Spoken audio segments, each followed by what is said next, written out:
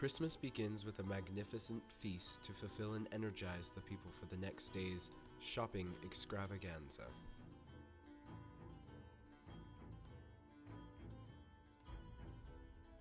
As I've studied, the citizens tend to indulge in a feast to prepare themselves for battle the following day. These battles are vicious, but prizes gained can be most luxurious. This shopping is a series of wars for the most sought-out prizes that will be later offered to a sacrificed pine.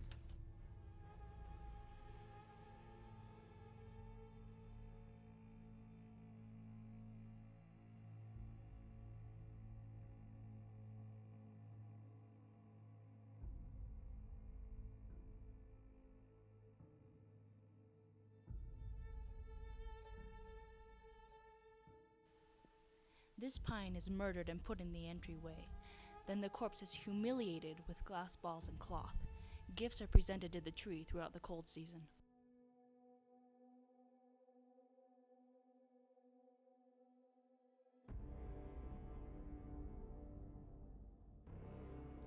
These savages tear down the pine and sacrifice it, draping it in cloth and humiliating its corpse.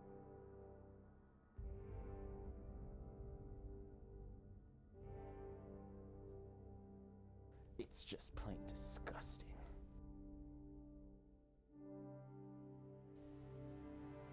Remains from the trees are woven into circular forms and hung on the doors of homes to ward off evil spirits and welcome strange chanters who bless the home.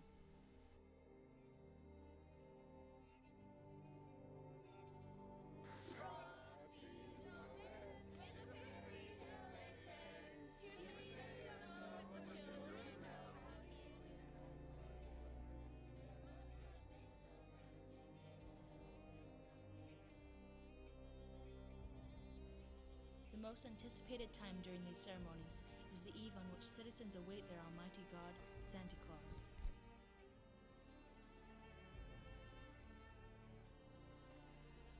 This giant red winter god watches the people day and night and judges their actions to determine if they will receive bounteous gifts made by his tiny people who slave all year for him.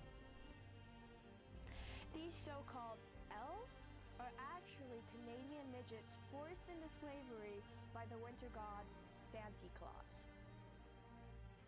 Inhabitants believe that this god pulls a chariot one night a year across the sky, being pulled by some sort of flying elk. He sneaks through their secret fire spots and then partakes of a sacred meal of baked goods and dairy that the children lay out the night before.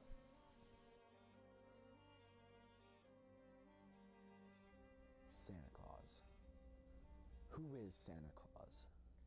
He's a stalker. He watches little children. He steals their baked goods.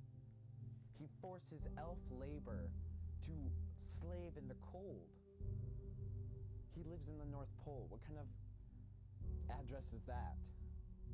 Has people send him letters and then he doesn't write back? It's just hurtful. He is a monster, that's who he is. How do these people worship him for thousands of years? He then presents them with a more precious gift. However, if he decides the dwelling was naughty that year, he will leave a black substance which poisons the dwelling and brings bad luck.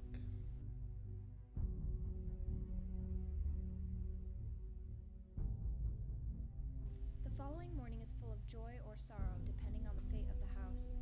All of this concludes some of the intricate ceremonies